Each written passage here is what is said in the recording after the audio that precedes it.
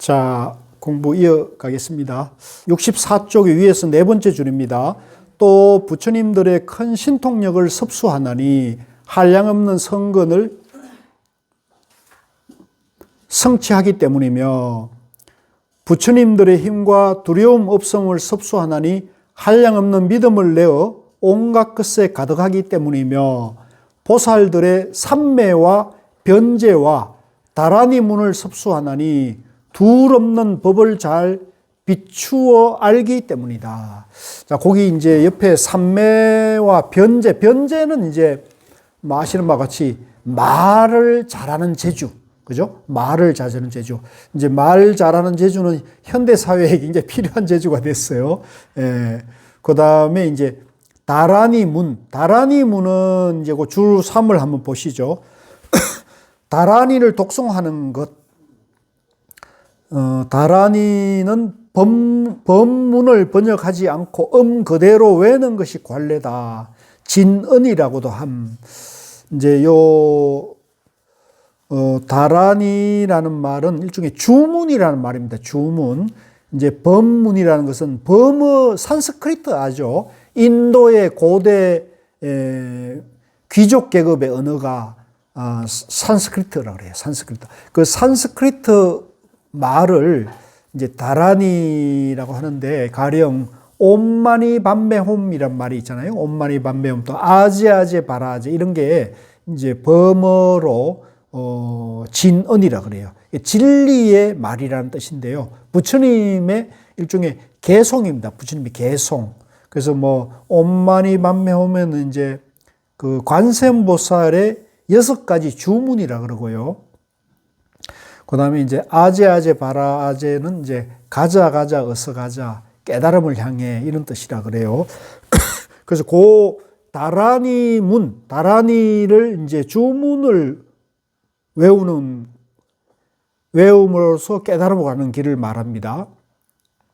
다라니 문을 섭수하나니 둘 없는 법을 잘 비치어 알기 때문이다. 이제 둘 없는 법이 이제 중도문입니다. 불이문이라 그러잖아요. 그래서 중도불이라 그러죠. 나와 너가 없다는 거죠. 나가 있으면 너가 있고, 너가 있으면 나가 있으면 양변에 떨어져 가지고 둘이 돼버리거든요. 불교는 이 양변, 진리가 둘로 벌어지면은 그건 진리, 법이 아니다. 법은 하나다는 거예요. 그래서 여러분들이 절에 가면은 법당을 항상 보면, 그 부처님 계신 법당을 보면은 한 칸, 3칸, 5칸, 7칸, 9칸 이렇게 홀수로 돼 있어요. 홀수. 그게 이 진리를 뜻하는 법수라 그래요. 항상 그 불교의 정각들은 짝수로 하질 않아요. 짝이 된다는 것은 짝수로 되면 양변에 떨어지기 때문에 그러는데, 그래서 이제 지금 조계사에 가보면 조계사 법당 앞에 탑이 10층탑이에요.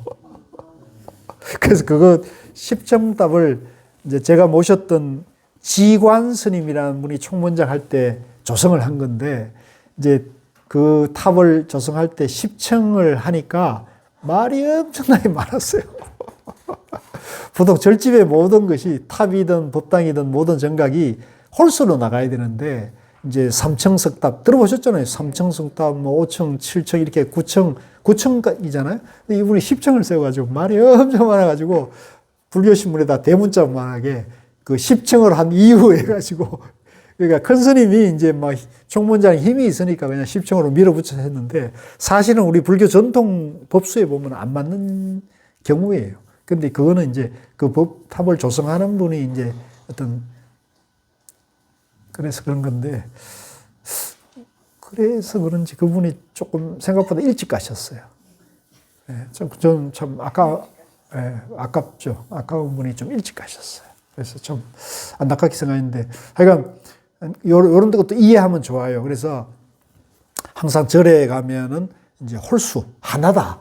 그러니까 하나다는 그래서 여러분들이 이 하나다는 불의 중도의 정신을 잘 이렇게 새기면 이제 세상을 살아갈 때도 이제 이게 큰 힘이 나와요. 예를 들면 지금과 같이 이렇게 시국 상황이 돼가지고 이제 옳은 놈, 그런 놈이 보이잖아요. 이제 옳고 그름을 자꾸 이 세상을 보게 되잖아요. 근데 이제 옳고 그름, 세상은 이 옳고 그름으로 세상이 돌아가지는 않아요. 세상은 욕망과 욕망이 뒤엉켜 있는 곳이잖아요. 근데 이제 조금 착한 놈이 있고, 진짜 착한 놈이 있고, 나쁜 놈이 있고, 진짜 나쁜 놈이 있고, 이런 세상이란 말이에요. 근데 그게 사람들이 지혜가 없으면 착한 놈과 악한 놈이 구분이 돼요, 안 돼요? 구분이 잘 안 된다고요. 근데 착한 사람은 착한 사람 알아보게 돼 있어요. 아시겠어요? 착한 사람은 착한 사람 알아보는데 악한 사람은 착한 사람 알아볼까요?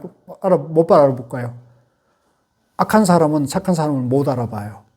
악한 사람은 착한 사람도 나갔다고 생각하는 거예요. 아시겠어요? 세상의 법칙이 그래요. 근데 착한 사람은 악한 사람 알아봐요. 왜냐하면 저 사람이 자기 욕심을 쓰는구나를 금방 알아채죠. 예. 근데 세상은 착한 사람과 악한 사람이 뒤엉켜 있는 세상이란 말이에요. 그게 억지로 돼요, 안 돼요? 억지로 안 됩니다. 억지로 안 돼요. 그럴 때 내가 이거 무슨 얘기 하려고 그러다 이렇게 됐나 모르겠는데, 이제 내가 대개 이럴 때 가장 고통스럽고 힘든 사람이 착한 사람들이에요. 예. 악인들이 횡행하는 시대, 악인들이 막 세상을 다스리는 시대에도 우리가 피할 수 없는 거예요. 그거 피할 수 없으면 내가 죽어야 되거든요. 그거 억울하잖아요. 그죠? 그러니까 악인이 지배하는 시대가 분명히 옵니다. 그 예를 들면 일제강점기라든가 임진왜란계 같이 외침을 받아가지고 몽골이 침략해오거나 이럴 때는 또 김일성 북한이 중국 이렇게 해가지고 내려오면은 침략을 받는 거죠. 그럼 악인을 지배받았을 때 가장 고통스러운 사람 누구냐면 착한 사람들이에요. 선한 마음을 가진 사람이 착한. 근데 이 선한 마음을 가진 사람들이 이 고통을 어떻게 대처해야 되느냐. 이게 중요한 겁니다. 잘 들으셔야 돼요. 이런 악인을 만났을 때 그게 꼭 이렇게 국가 질서뿐만 아니라 집안에서 일이 일어날 수도 있고 이웃 간에도 일어날 수 있거든요. 또 도반에도 그런 일이 일어났을 때 항상 불의 중도, 둘 아닌 중도의 정견을 세우게 되면 악한 마음을 쓰는 저 사람도 본래는 선한 본성을 가지고 있다고 보고 믿어야 돼요. 일단 이해돼요? 악행을 하는 저 사람도 본래의 본성은 나와 똑같이 선한 본성을 가지고 있는데, 그럼 왜 악행을 했느냐? 이기적인 욕망에 사로잡기 때문에 거죠. 이기적인 욕망에 사로잡혀서 판단과 행을 잘못하고 있는 거거든요. 근데 우리도 어때요? 늘 옳은 말, 늘 착한 일만 하는 건 아니잖아요. 누구든지 마찬가지입니다. 착한 마음을 쓰는 사람도 실수할 수 있고요. 그죠? 또 그런 상황이 되면 그렇게 또 휩쓸릴 수도 있는 거예요. 그렇기 때문에 저 사람, 악행을 하는 사람을 볼 때는 저 사람 본성은 선한데 욕망에 사로잡혀 있구나. 욕망에 사로잡혀서 그 욕망에 휘둘리고 있구나 이렇게 봐야 돼요. 그래서 그러면 그걸 어떻게 해야 되느냐? 연민으로 대하신다. 연민으로. 따라해보세요. 연민으로 대하기. 연민으로 상대를 대하게 되면요, 그 연민하는 마음이 나를 보호해 줍니다. 네. 내가 선한 마음을 가진 사람이 악행을 하는 사람을 만났을 때 내가 선한 마음 때문에 저 나쁜 놈하고 화를 일으키게 되면 그 화가 누구에게 가요? 누구에게 가장 큰 피해를 줘요? 절대 그 악한 사람에게는 영향을 못 줘요. 악한 사람에게는 오히려 더 악행을 더 가속화시킬 수 있는 걸 주거든요. 그러니까 그때는 내가 내 안에서 화를 일으키면 나만 다치는 거예요. 이게 중요한 겁니다. 화를 다치면 일단 화가 나면요, 이제 평상심이 혈관이 이제 팽창이 돼. 과학적으로 그래요. 혈관이 팽창되고 심장 박동수가 증가하면서 이제 이 모든 호르몬 분비들이 차단이 되면서 일단 식욕이 떨어지고 마음 흥분 상태가 되면은 화가 나면은 잠을 못 자게 되는 거예요.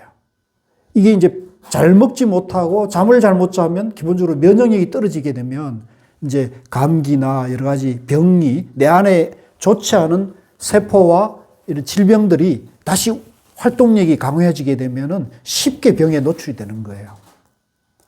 그러면 결국은 그 선한 사람이 상처를 받게 돼요. 그래서 우리가 세상을 이렇게 보면 뉴스에 가끔 보면 옳은 일을 하다 보면 자살하는 사람들이 나와요. 극단적인 선택을 하면 바로 그렇기 때문에 그러는 거예요. 잠도 안 오고 분해서 화가 나가지고 잠도 안 오고 밥도 못 먹겠고 정말 세상을 원망하거든요. 그러니까 그거는 내가 있기 때문에, 내가 있다는 그 아직 아상이 갇혀 있기 때문에 그렇게 하지 마시고 상대를 항상 연민으로 대하는 훈련을 자꾸 하셔야 됩니다. 연민으로. 아, 저 사람도 본래는 나하고 똑같은데 이기적인 욕망에 사로잡혀서 저는 악행을 하는구나. 저 사람의 악행은 반드시 과보를 받는다. 이렇게 보셔야 돼요. 과보를 받는다. 내가 저 사람에게 화를 내게 되면 내만 손해고 내가 다치니까 나를 보호하기 위해서는 연민으로 대하기. 따라해서 연민으로 대하자. 그게 불의 중도, 둘 아닌 하나의 진리를 말하는. 그래서 이걸 자꾸 훈련을 하셔야 돼요. 훈련을 하셔서 가깝거나 먼 그런 원수나 마군이나 악인을 만났을 때 그런 마음으로 대하면은 내가 나를 보호하는 거예요. 내가 나를 보호하게 되면 상황을 좀 편안하게 넘어갈 수 있고요. 물론 그 사람의 악행은, 그죠? 이제 그 과보를 반드시 받습니다. 과보를 반드시 받기 때문에 이제 거기에 대해서 내가 너무 오버하면 절대 안 된다는 거. 항상 평상심으로 정견, 불의 중도의 지혜를 밝혀야 한다는 걸 거듭 부탁을 드립니다. 자, 그래서 둘 없는 법을 잘 비치어 알기 때문이다. 이제 그 내 안에 지혜를 밝혀가지고 그걸 연민으로 대하는 것도 바로 지혜를 밝히는 거예요. 내가 평소에 갈고 닦은 공부한 지혜를 밝혀서 나를 보호하면서 세상을 지혜롭게 보는 거란 말이에요. 부처님들의 선교 방편을 섭수하나니 열의 큰 신통력을 나타내기 때문이며 3세의 모든 부처님이 탄생하고 성도하고 설법하여 중생을 교화하고 열반에 드는 것을 섭수하나니 공경하여 두루하기 때문이며 시방의 모든 세계를 섭수하나니 부처님 세계를 밝게 장엄하여 구경에 이르도록 하기 때문이며 모든 광대한 대급을 섭수하나니 그 가운데 출현하여 보살행을 닦아 끊어지지 않게 하기 때문이다. 이제 그 위에 광대한 대급이라는 것은 광대한 시간을 말하는 거예요. 광대무변한 시간.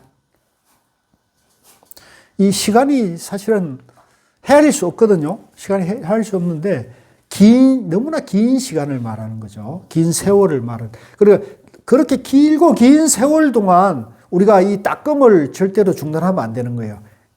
계속 닦아가야 돼. 계속 닦아가야 돼. 그래서 우리가 오늘 비록 종강을 하지만은 이 공부를 오늘 멈춰야겠어요. 종강했더라도 계속 해야겠어요. 집에 이제 뭐 추위 때문에 우리가 한국사 못 오시더라도 집에 계시면서 여러분들이 이제 공부하는 습관을 좀 갖추셔야 돼요. 루틴이라는 말을 요즘 많이 쓰잖아요. 그죠? 반복하는 힘.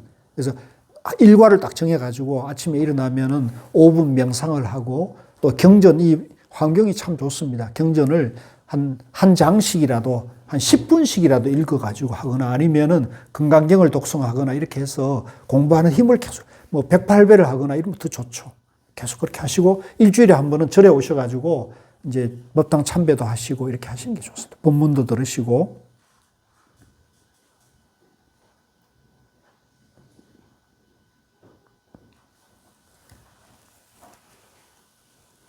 또, 자, 그 가운데 문단입니다. 또 모든 길에 태어나는 이를 섭수하나니 그 가운데 태어남을 보이기 때문이며 모든 중생계를 섭수하나니 보현보살의 행을 갖추기 때문이며 모든 번뇌와 버릇을 섭수하나니 방편으로 다 청정하게 하기 때문에 이제 상대의 번뇌와 그 악행과 잘못된 버릇을 보더라도 내가 그것을 다 포용하는 힘이 있는 거죠. 근데 이제 우리가 이제 잘못 생각하시는 분들은 자꾸 상대나 친구나 도반이나 이제 자식들의 그런 것을 자꾸 가르치려고 하는 습관이 있어요. 우리가 보통 보면 그걸 바로잡아 주려고 하는 습관이 있는데 시대가 변했어요. 옛날에는 그 유교의 이제 어떤 그런 유교의 장유 그런 유서 같은 그런 이제 그런 시대에는 이게 통할지 몰라도 시대가 바뀌었습니다. 절대 평등의 시대로 갔어요. 그래서 가르치려고 하지 마시고 이제 점잖게 우회적으로 슬쩍 얘기하거나 꼭 듣고자 할 때 얘기했어요. 듣고자 할 때. 네. 아시겠어요? 그래서 그래서 제가 짧은 제가 유튜브 짤에 보니까 그 유재석이 어떤 꼬마 둘이 나왔는데 이제 그 질문을 하더라고요. 너는 잔소리와 조언을 다른 점을 말해봐 그랬더니 잔소리와 조언의 차이를 충고의 차이를 말해봐 그랬더니 잔소리는 내가 듣기 싫은 게 잔소리예요. 조언은 더 듣기 싫은 거야. 아시겠어요? 그러니까 지금 아이들은 그런 거예요. 지금 우리 그 어린 세대들은 우리나라에서 황태자나 공주로 자라고 있잖아요. 전부 하나하고 그 집안에 얼마나 애지중지 키웁니까? 예? 그러니까 그런 데다가 가르치려고 그러면 그 지금 보면 우리나라에서 교사들이 굉장히 힘들다 그러대요. 교사들이 학교에서 학생들을 이게 통제가 안 되고 너무 힘들대요. 스트레스가 많다 그러거든요. 이해를 해줘야 돼요. 또 학부모들이 등살이 또 얼마 강남의 교사들이 더 힘들다 그러더라고요. 그러니까 우리가 이해를 해줘야 돼요. 이해를 해주고 그 본성이나 그 학생의 성품이 뭐 옳든 그러든 마음에 들든 마음에 들지 않든 간에 그걸 간섭하거나 그걸 이렇게 규제하려고 하지 마시고 이제 소통을 하셔야 돼요. 소통. 예. 아, 저 친구는 저런 친구구나 이렇게 받아들여야 되지. 그걸 내가 가르치려고 그러다가 봉변당하는 수가 있어.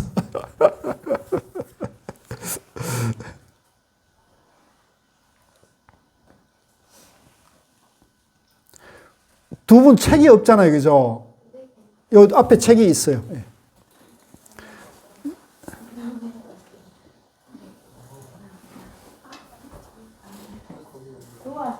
일체 중생에서 앞으로 나오세요. 앞으로 오셔가지고 일체 중생의 성건을 섭수하나니 한량없는 차별을 죄다 알기 때문이다. 일체 중생의 이해와 욕구를 섭수하니 잘되고 물드는 것을 버리고 청정하게 하기. 보세요. 여기 보면 일체 중생의 이해와 욕구를 받아들여야 되는 거예요. 존중해줘야 되는 거예요. 그러니까 무슨 얘기냐면 제가 이런 얘기 했으면 그렇지만 대통령이 저러는 것도 이해해줘야 돼요. 우리가. 이해 안 되잖아요. 이해해줘야 돼요. 저 사람은 저게 옳다고 생각한다고 이해해줘야 돼요. 그런데 그것이 주는 피해가 크잖아요. 그건 잘못된 것이죠. 그러니까 그러나 저 사람이 저렇게 잘못된 행동을 하는 것은 뭐냐? 착각과 욕망이라는 거죠.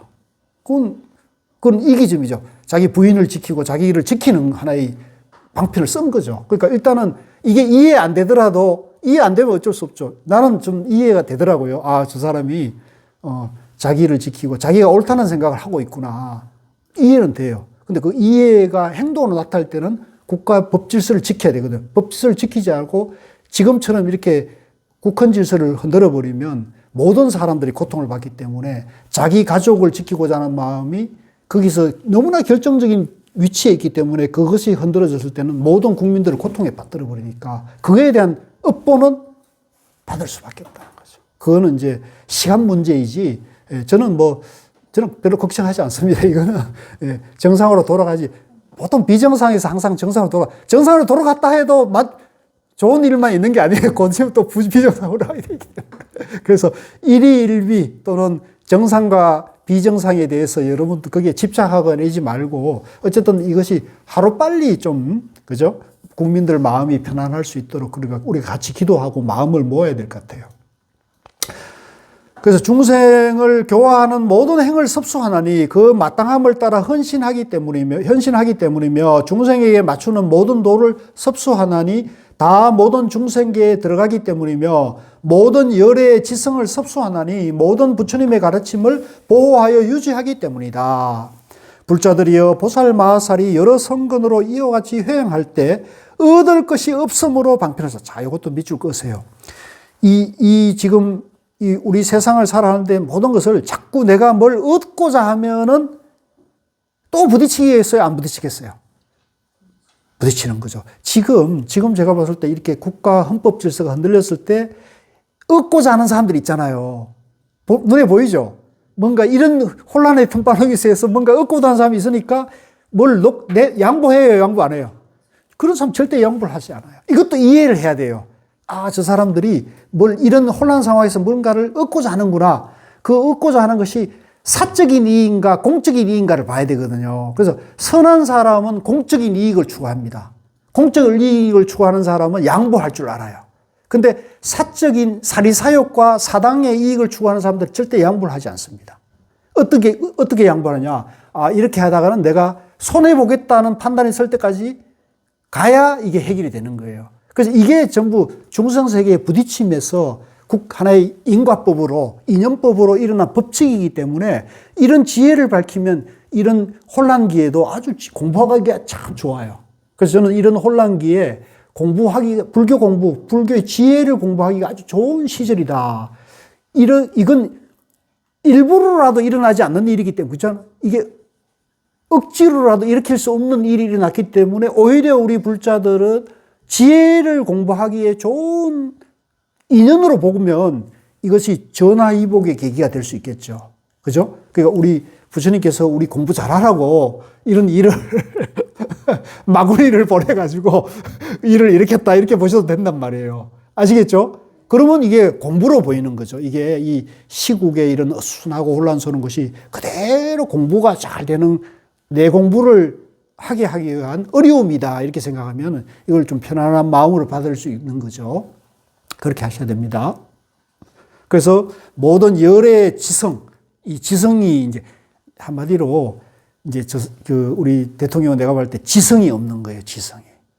서울대 법대 나왔고 그런데 고위 잘 나가는 권사인데 내가 봤을 때는 그 표현 말을 쓰는 걸 보세요. 지성이 있는 사람이 쓰는 말이 아니에요. 그것은 내가 봤을 때는 건달이 쓰는 말이에요. 건달.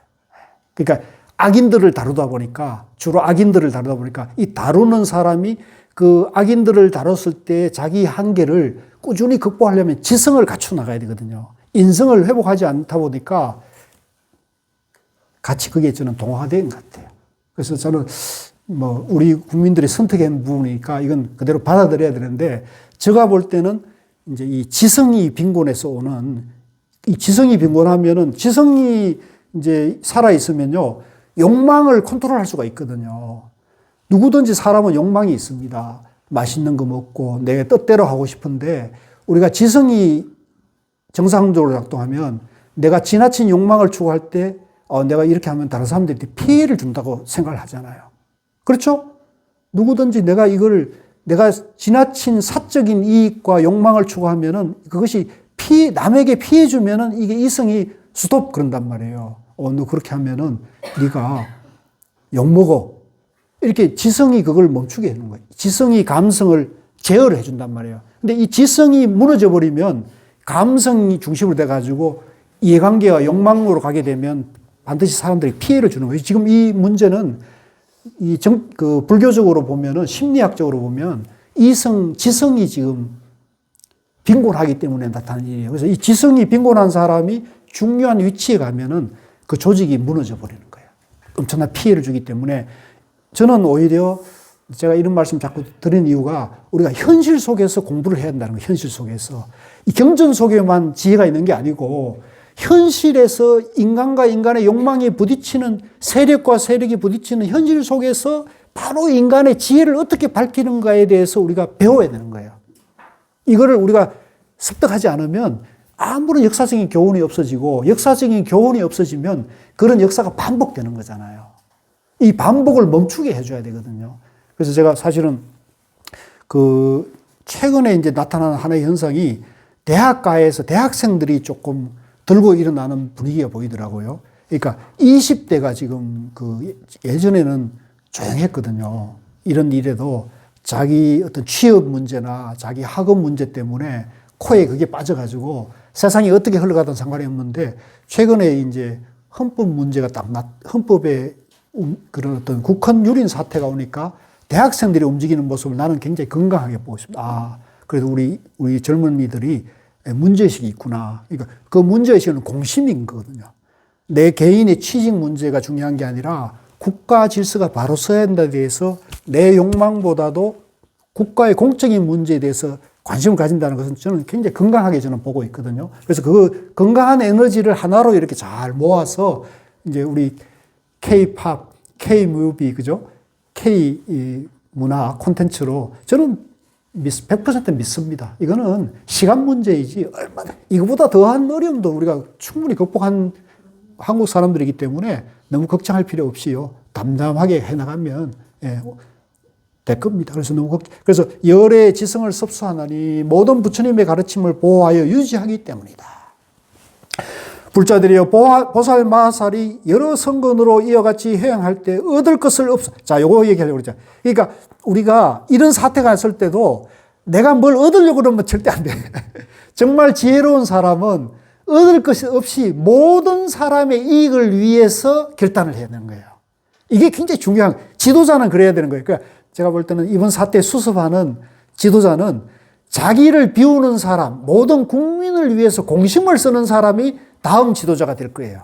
이제 그러면 여러분들 눈에 보일 거예요. 어떤 사람이 진짜 공심으로 가느냐 아니면 자기 욕망을 추구하느냐 이걸 딱 보일 거예요. 그래서 그걸 잘 보시면 돼요. 그런 사람을 뽑아야 한다. 지도자로 밀어야 한다는 거죠.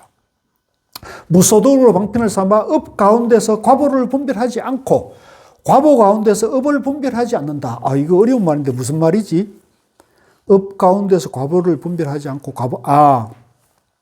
요거 밑줄 것이 이게 참 이런 게 참 어려운 말인데 이게 무슨 말이냐면 내가 이제 어떤 말을 하고 행동을 하면 업이 되잖아요. 근데 이제 우리가 보통 이제 내 말과 행동이 어떤 결과를 가져올 것이라는 것을 지혜롭게 보는 사람은 그 행동과 말에 대해서 내가 책임을 지는 사람이란 말이에요.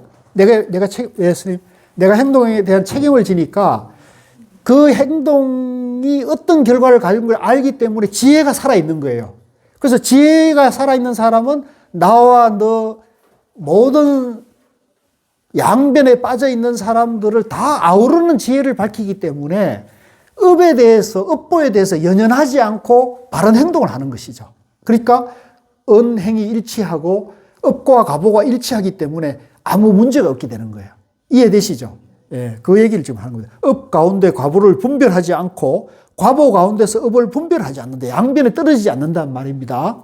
분별이 없더라도 법계에 두루 들어가고 짓는 일이 없더라도 항상 성근에 머물고 일으킴이 없더라도 좋은 법을 부지런히 닦고 모든 법을 믿지 않더라도 거기에 깊이 들어간다.